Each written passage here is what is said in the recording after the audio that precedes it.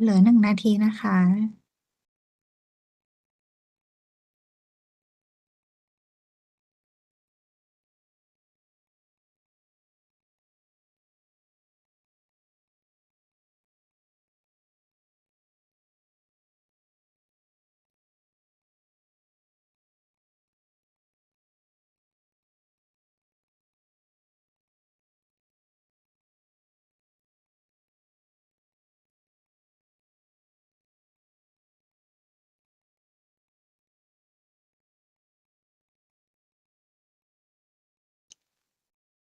Good morning, investors and corporate.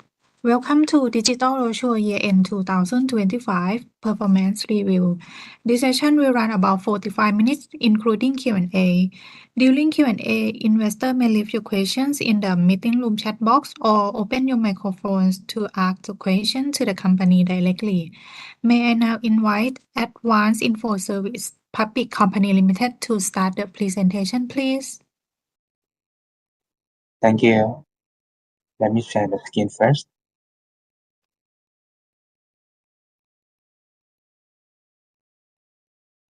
Okay.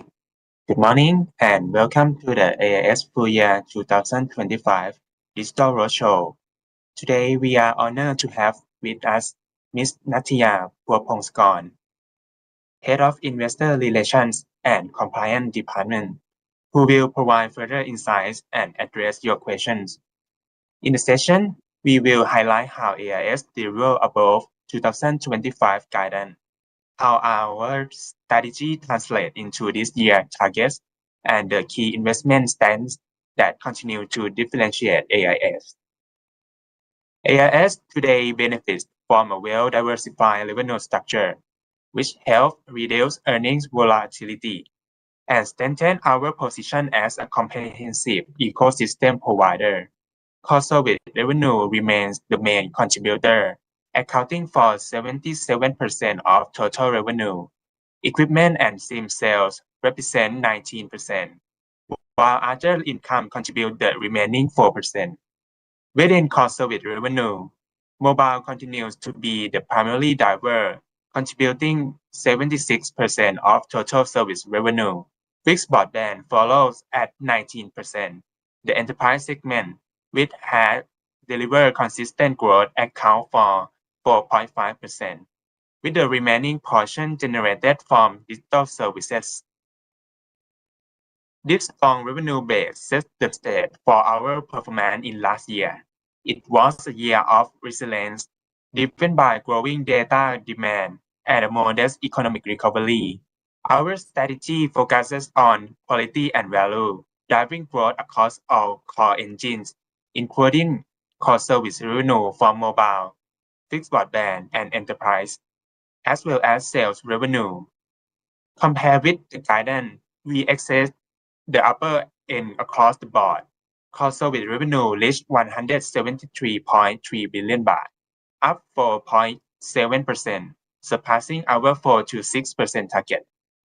EBITDA grew 8.6% to 123.3 billion baht. Reported net profit saw a significant 37%, while normalized profit, excluding foreign exchange and one-time item, rose 32%. Our focus on quality growth improved our EBITDA margin to 54.5%. This operational efficiency drove our ROIC, or return on invested capital, up to 16%, reflecting the high value of our capital investment. Furthermore, our financial position strengthened significantly, with net debt EBITDA dropping to 1.7 times. Looking ahead to 2026, our guidance focuses on delivering sustainable growth while strengthening our long-term business foundation. Core service revenue is expected to grow by 3-5%, with emphasis placed on quality growth and further enhancing customer experience. Revenue expansion will be driven by continued demand for data connectivity, ARPU improvement, and value-added services tailored across all customer segments. For the B2C segment, AIS will focus on ARPU uplift through personalized package and differentiate value-added services. For the B2B segment, growth will be supported by rising demand for digital solutions, including 5G private network for enterprise data services, cloud offering, and broader digital solutions. EBITDA is expected to grow by 2 to 4%, broadly in line with revenue growth and improved sales margin. However, certain expense may increase as we continue investing in the network modernization and IT upgrades, as well as premium content acquisition to further enhance customer experience. In addition, early-stage strategy investment, such as the upcoming virtual bank, may have a short-term impact on EBITDA this year, while serving as an important driver of long-term growth. Capital expenditure of CapEx is expected to increase to 30 to 35 billion baht, reflecting our commitment to maintaining network quality leadership and building foundation for future growth. Investment will primarily support rising data usage demand, network and IT enhancement, improve customer experience, and greater operational efficiency.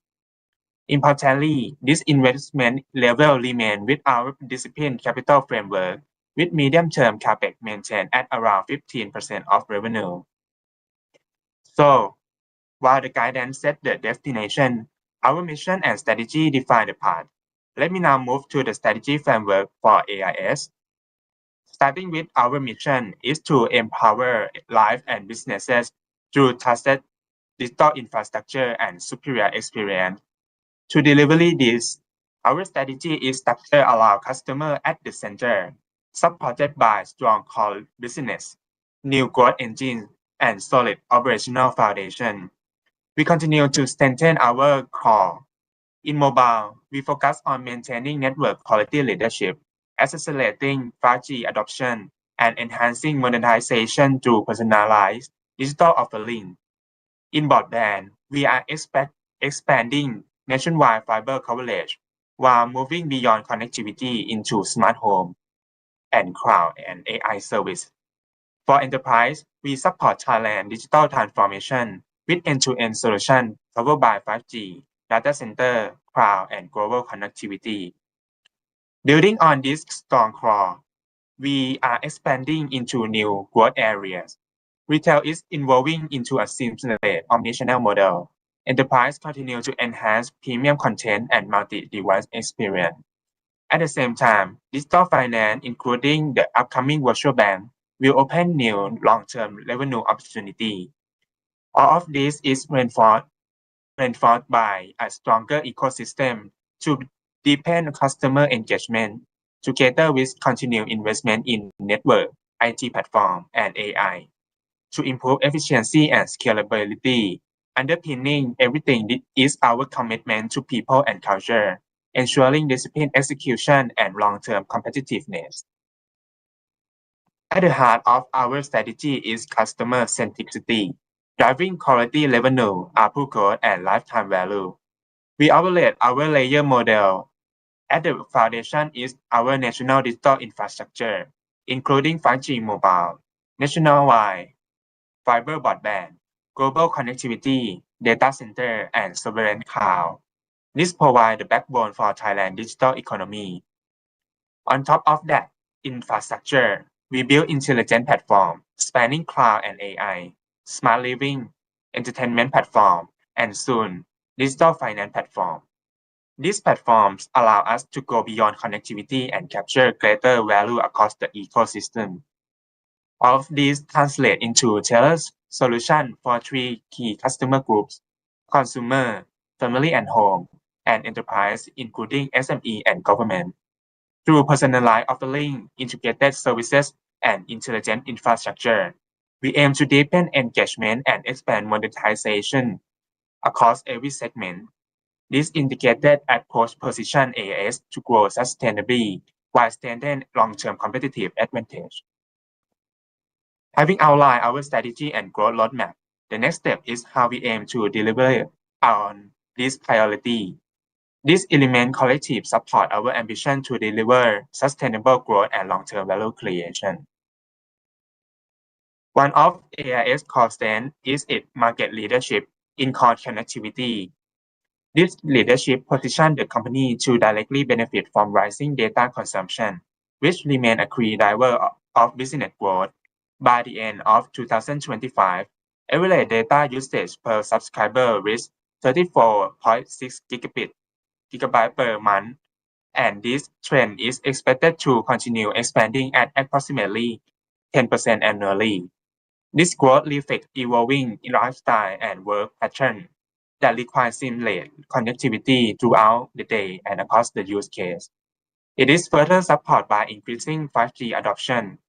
By the end of 2025, 5G subscribers account for 38% of the total customer base, with penetration expected to rise to around 45%, while maintaining its growth momentum. Higher 5G adoption enhances overall user experience through faster speeds, lower latency, and improved reliability. This performance improvement align with the increasing resolution of video and content consumption, as well as emerging use cases that require not only higher download capacity, but also substantial uplink capability. As a result, total data usage continues to expand structurally. From an industry perspective, the Thai telecom environment has become more stable following market consolidation. Competition has shifted from price dynamic toward quality and value creation. This transition supports sustainable ARPU growth. Meanwhile, the broadband market continues to present structural upside, with penetration at approximately 42%, compared with higher level in many other countries. Significant growth potential remains. AIS maintains leadership in both revenue and subscriber market share, supported by a nationwide fiber network covering more than the 20 million households.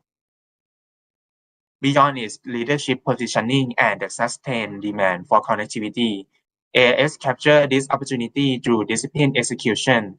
In mobile, growth is driven by 5G upselling and cross-selling of value-added services, enhancing both customer experience and monetization.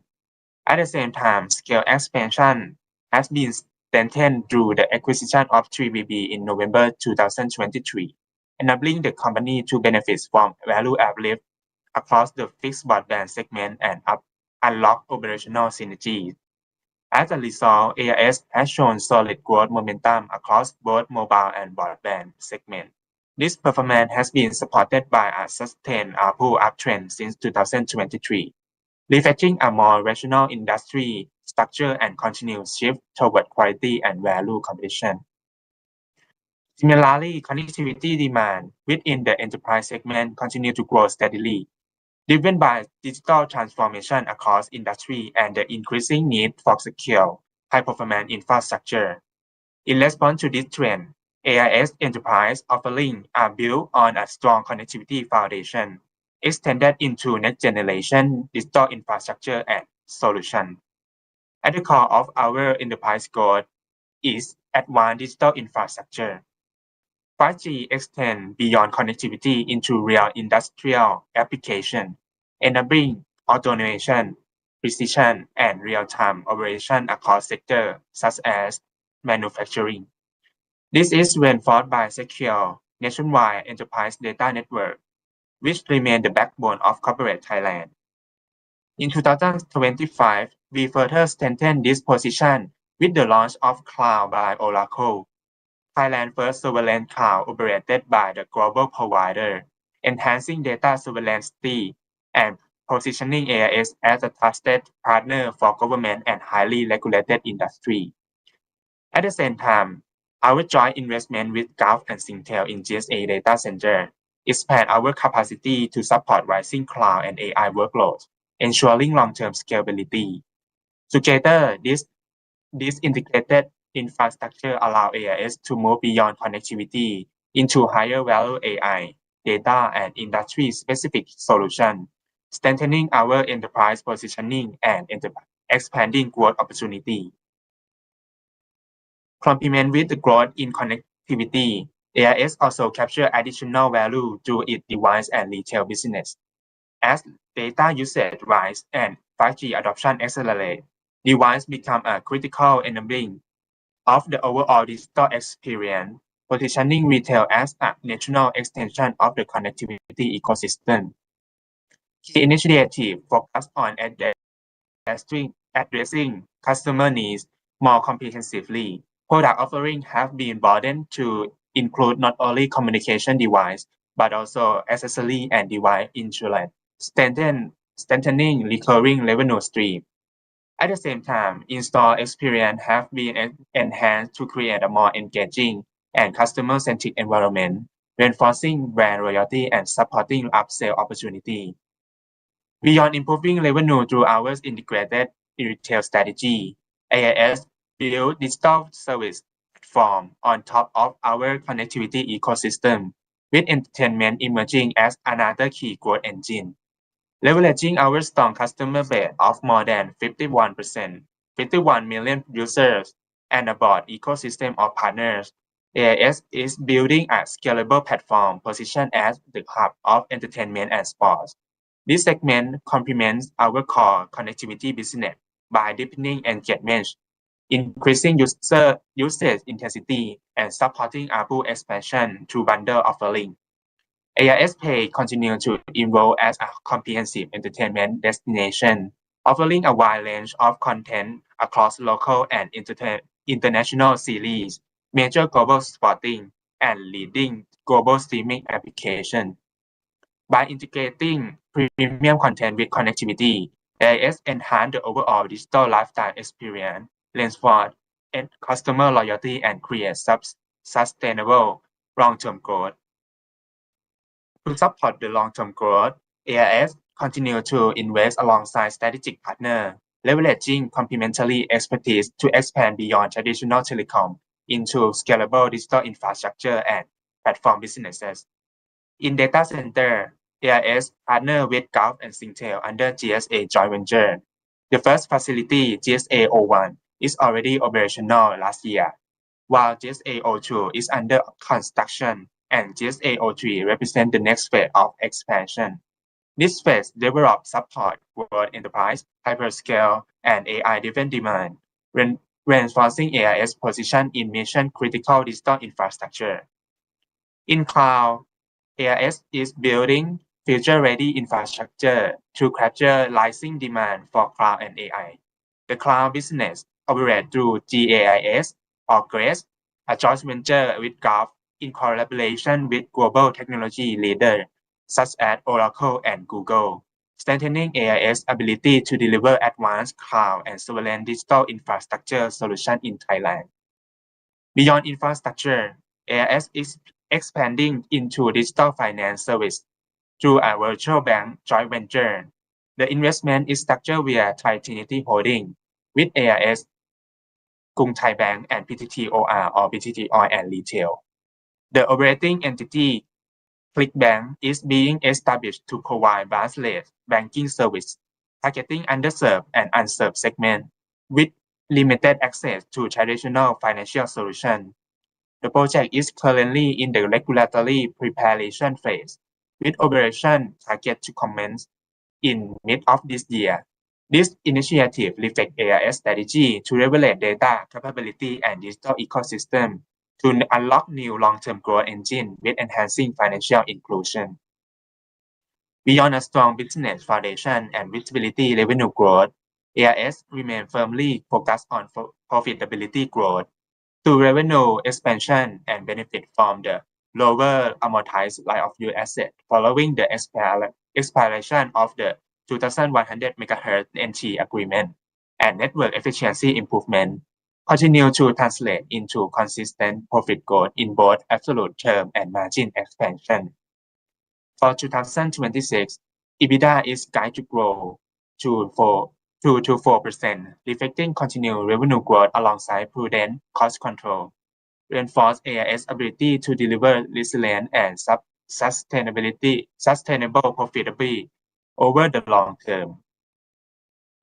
Beyond improving profitability, AIS key strength lie in its solid financial position and healthy cash flow generation. Strong and consistent operating cash flow provide a structural competitive advantage, enabling efficient capital allocation. This financial strength allow AIS to pursue three priorities simultaneously: investing in future growth, maintaining a strong balance sheet, and delivering sustainable shareholder return. With disciplined capital management and a prudent leverage profile, the company retains flexibility to fund network expansion, digital infrastructure investment, and new growth opportunity while preserving financial stability. All of the strength and clearly reflect the AIS consistent dividend track record, aligned with earning growth, supported by improved profitability and robust cash flow generation. AIS declared a regular dividend of 15.5 baht per share for 2025, representing a 44% year-on-year increase. In addition, the company announced a special dividend of 19 baht per share, reinforcing its commitment to unlocking shareholder value. Together, this action demonstrates AIS' ability to balance growth, investment, and attractive and sustainable return to shareholder. Beyond financial discipline and capital efficiency, we also recognize that long-term value creation extends beyond financial performance. Sustained growth requires responsible operation, strong governance, and disciplined risk management. Let me now move on how AIS integrates sustainability into our long-term strategy. On ESG performance, AIS continues to demonstrate strong progress under the MSCI management approach, maintaining its position as the number one telecom in Thailand in its ESG recognition. Under the set ESG framework, AIS placed strong emphasis on both disciplined operational execution and transparent disclosure. Over the past year, we have further enhanced our ESG reporting with clearer disclosure across key areas, including development plan, supply chain practice, and stakeholder engagement. This effort reflects our commitment to strengthening sustainability governance while ensuring long-term value creation for all stakeholders. This effort reflects our commitment to strengthening sustainability governance. Our sustainability strategy is built on three key pillars. First, driving the digital economy by enabling people and businesses to thrive through reliable digital infrastructure and innovation. Second, promoting digital inclusion by expanding nationwide connectivity to ensure equitable digital access, enhance quality of life, and promote safe and responsible technology usage. And third, acting on climate with a strong focus on improving energy efficiency and implementing world-class electronic waste management. I will now highlight some of the key initiatives and results under each pillar. First, new business revenue increased from 3.8% to 4.8% of total revenue, reflecting progress in driving Thailand's digital economy. Second, we view connectivity as a fundamental right. AIS continue expanding 4G and 5G networks, particularly in underserved areas, enabling access to essential digital services. Through Unchai Cyber Program, we promote digital literacy and online safety to build a secure digital ecosystem. Third, AIS and environmental governance through a dedicated climate task force and integrate climate risk management under our framework. With over 13,482 solar panel-based stations generating more than 60,000 megawatt-hours annually. Alongside our hub of e-waste, we continue advancing responsible and sustainable digital infrastructure. Through this initiative, AIS aims to build a sustainable digital infrastructure. Together, this initiative reflects our commitment to building a resilient and responsible organization while delivering sustainable long-term value. With that, we conclude the presentation and would be pleased to take your question. Thank you.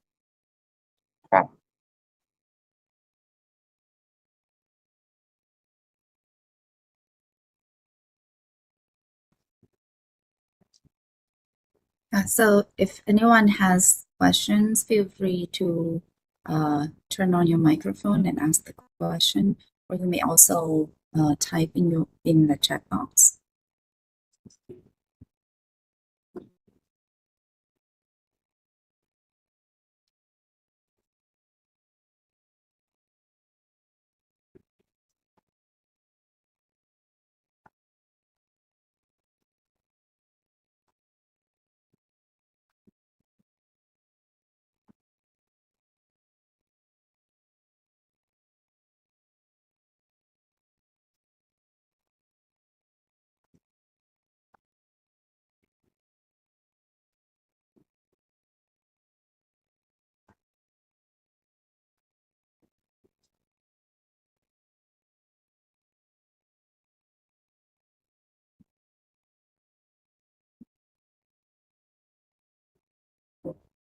So maybe while waiting for the question, I'll probably give you a bit of the outlook we are seeing this year. I think at the beginning, maybe going back a bit when we forecast how the 2026 outlook would be, I think we still have a bit of a concern on the consumer sentiment and the economic growth of Thailand.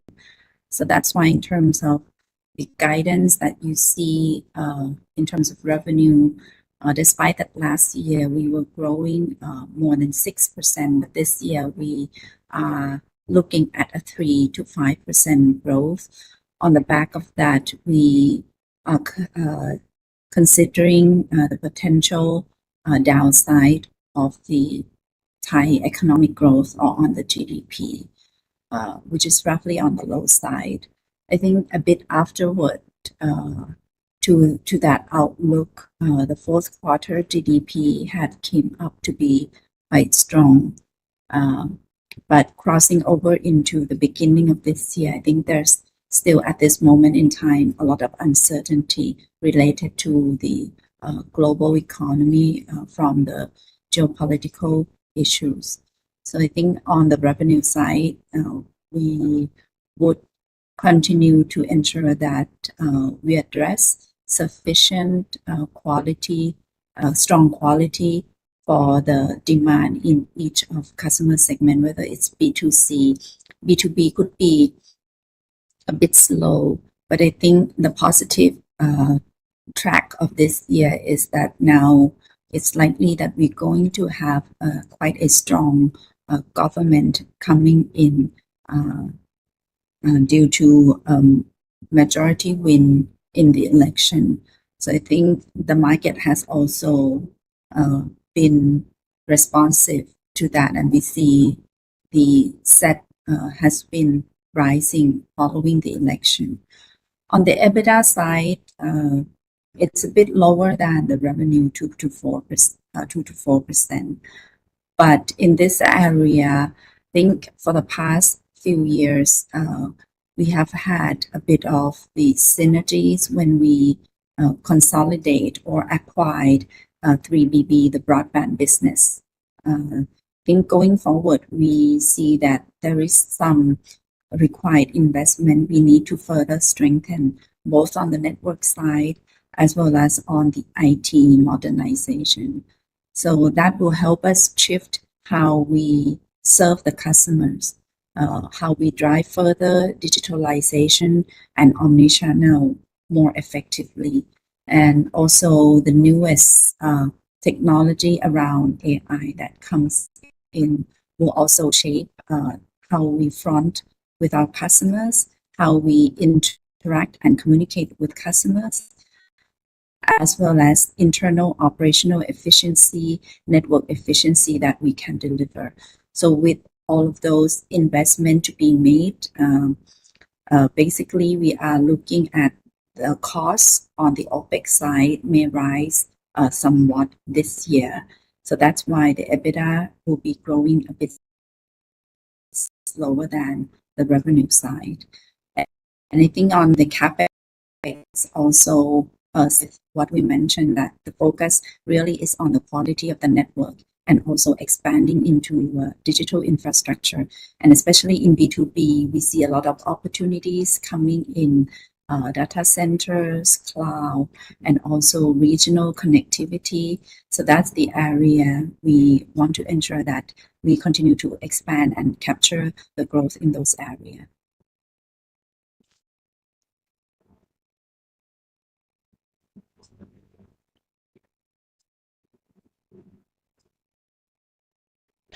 Maybe I'll touch on a bit on the capital management. I'll waiting for my team to flip onto some of the slide that we have around the capital management.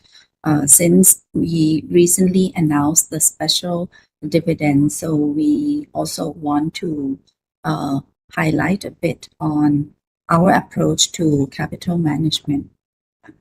I think overall framework for AS has not changed, right? The number one priorities in terms of capital allocation is always on the long-term growth. Right? We want to ensure that we drive a resilient growth as well as a visible cash flow. So I think that has also embedded into how we look into the latest special dividend. So we have already incorporated the requirement in investment for the next midterm growth that we see. So I think so that's number one. Number two, in terms of capital allocation, it's around the financial resilience, ensuring that we keep the prudent level of the leverage as well as the liquidity level. One of the key target is to ensure that we maintain an investment grade credit profile. And we have also been affirmed by S&P at the BBB plus rating at the corporate issuer level, as well as US bond that we had issued as of yesterday. And thirdly, as you've seen on the previous slide earlier, that over the course of more than 10 years, we have consistently delivered strong shareholder return in terms of dividend. And from time to time, when we have excess capital with sufficient retained earnings, we often pay back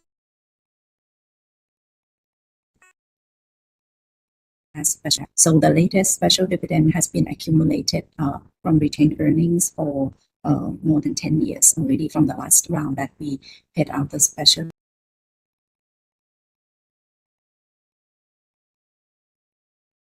dividends as kind of an one-off return that we provide to shareholders.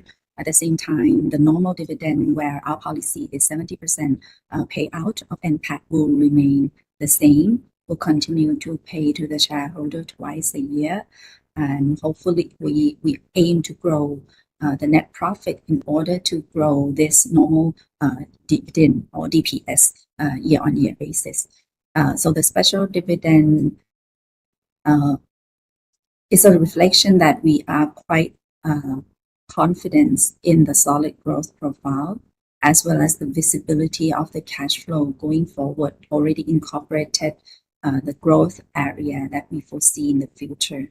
The growth area we mentioned include both the expansion of existing business in terms of network connectivity, and also include potential spectrum that we might need to bid in the next following years, as well as new digital initiatives, whether in virtual bank, in data centers, cloud. So all of that have been already incorporated.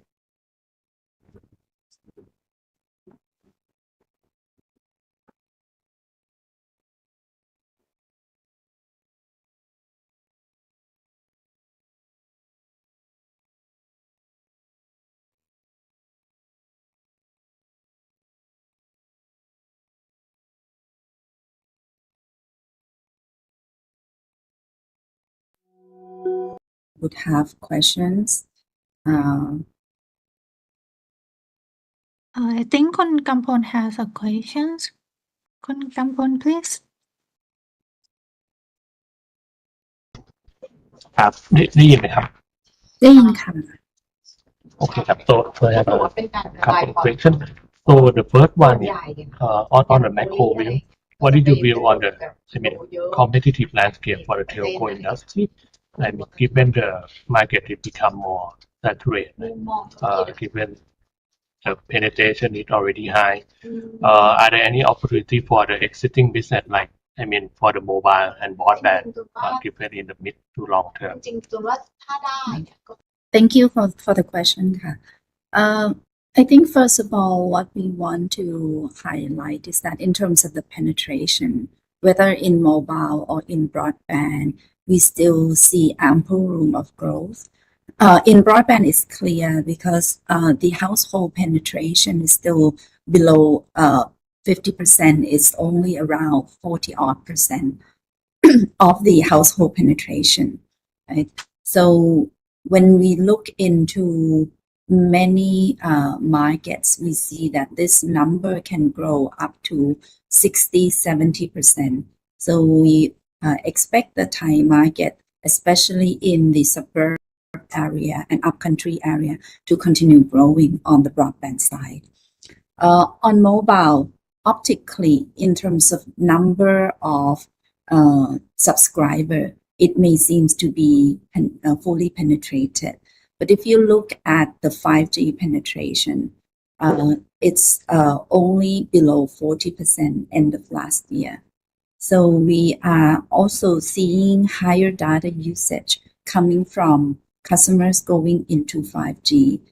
That's why we still looking at ample room of the 5G penetration to continue to grow. And that means the ARPU, as the data consumption grow per subscriber, the ARPU will also grow. So that will need to rely upon our monetization strategy on the 5G. That's purely on connectivity. You asked about the competition. I would say that competition around this area has always been intense from the operator's point of view. From time to time, there could be some price promotion here and there to ensure that operators acquiring sufficient subscriber market share in particular area. But I would say that for the last 12-18 months, as well as what we are seeing right now, I think the competition seems to be at the level that we feel it's a lot more healthy, because the focus is on building a strong network quality, rather than simply, looking at the capacity and reducing the price of the package. And I think more and more packages offering by operators are going toward more for more. So giving better quality, higher data allowance, or higher level ARPU. And then on top of that ARPU is the upselling across new differentiated products and services. So for us, for example, video content, entertainment, or other new platforms that will be up and coming on the digital solutions like IP camera, securities, solutions for home. So these will be the new areas that we aim to grow. I think one of the slides we talk about platform. One of the platforms we aim to build into the future is a smart living platform. So that will span both on the consumer individuals as well as home families. So these will be how we continue to expand and broaden the ARPU growth. So I think not a concern. Again, I would reiterate that we see a much more healthy competition in terms of the outlook, and we see ample rooms to grow in B2C and as well as in B2B. Particularly in B2B now, we are seeing a lot of AI and hyperscale tech company that are growing a lot.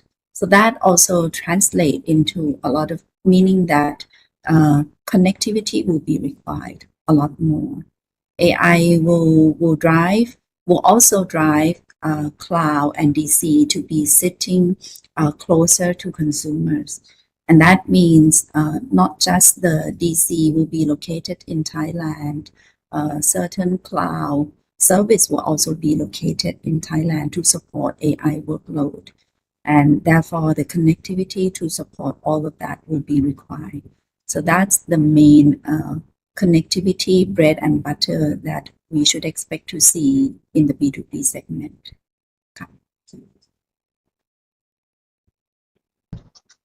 Thank you so much. Another one on the future side.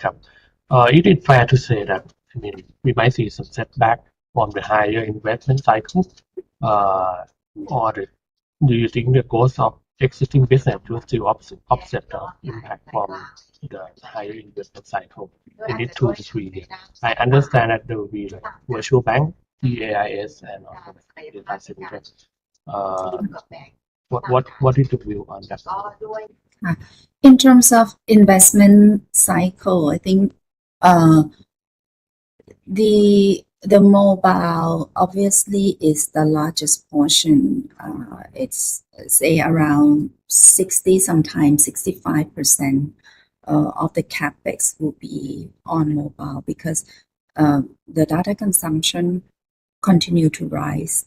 So we need to continue to ensure that we invest for sufficient capacity.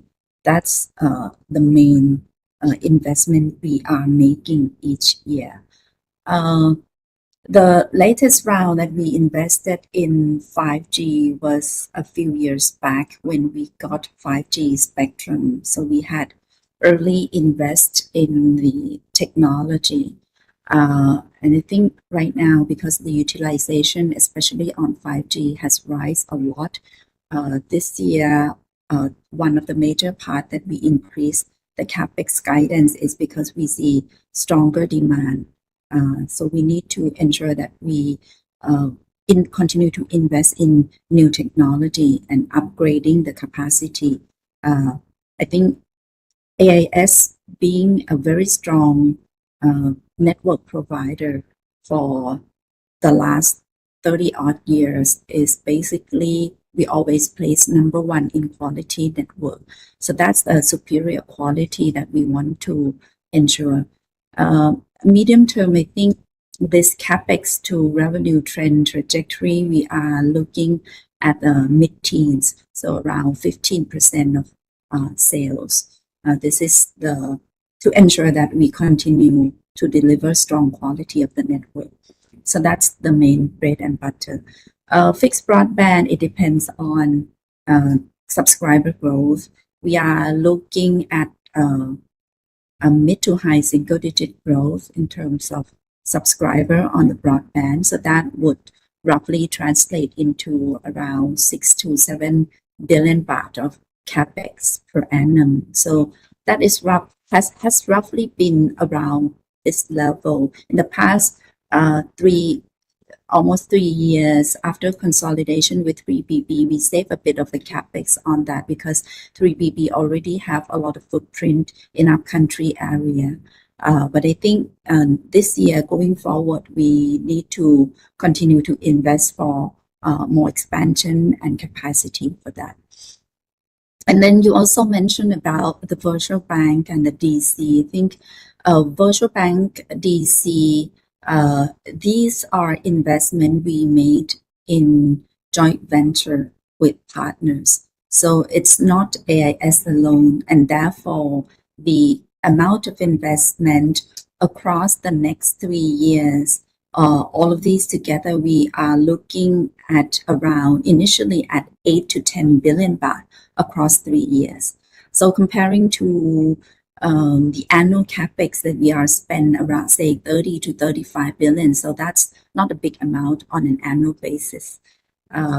But yes, I would say that more and more of these new digital initiatives would come but we expect the returns on all of this to be positive in the mid to long term. Virtual bank in the first 3 years, it might dilute a bit, not too big in terms of our bottom line, but it will definitely, we want to focus on making this virtual bank a profitable bank, so it can sustain and operates to serve the real unserved and underserved customer segment. Year 4 onward, we should start to see a positive contribution to the bottom line. Whereas on data center and cloud, it's the contribution is relatively small because our equity share is also not big, and therefore it's a positive contribution but relatively small. 3-5 years from now, if more projects coming in terms of data centers and cloud, then this can have larger contribution.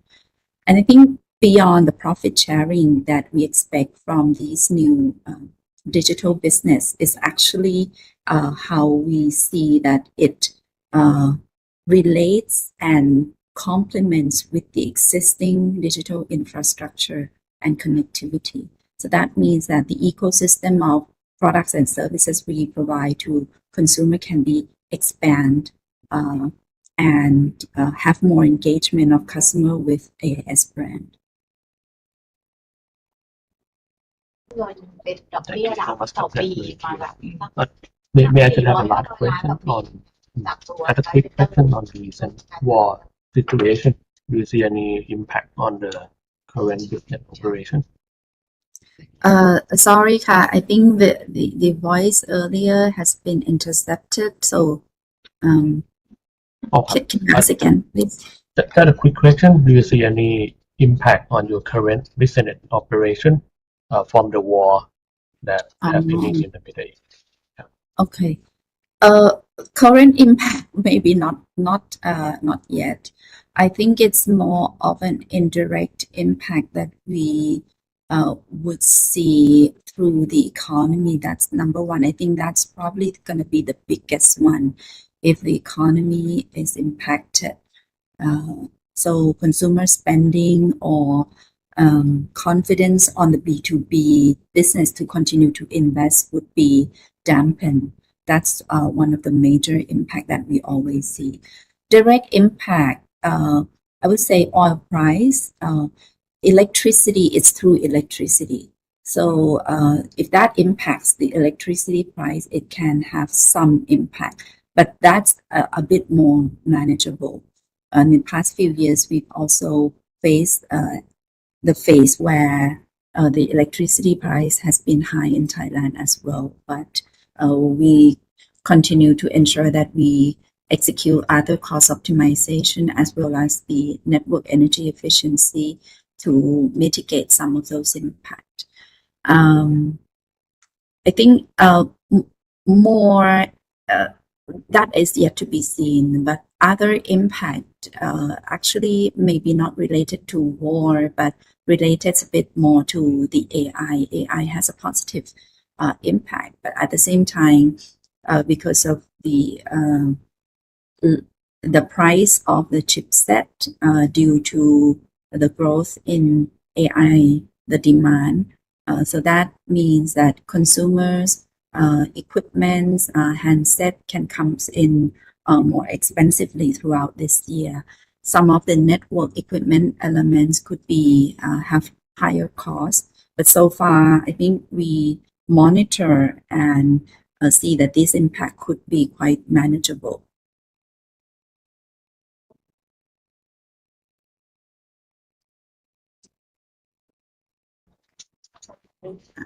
Thank you so much. Thank you. I think it's the session is being concluded. Thank you everyone for joining us, and also see you again next quarter. Okay, on behalf of the Stock Exchange of Thailand, we would like to thank you investors and corporate for joining this event. Thank you very much and have a good day. ขอบ ขอบ คุณ คุ ค ณ รับ ค่ะ สวัสดีค่ะ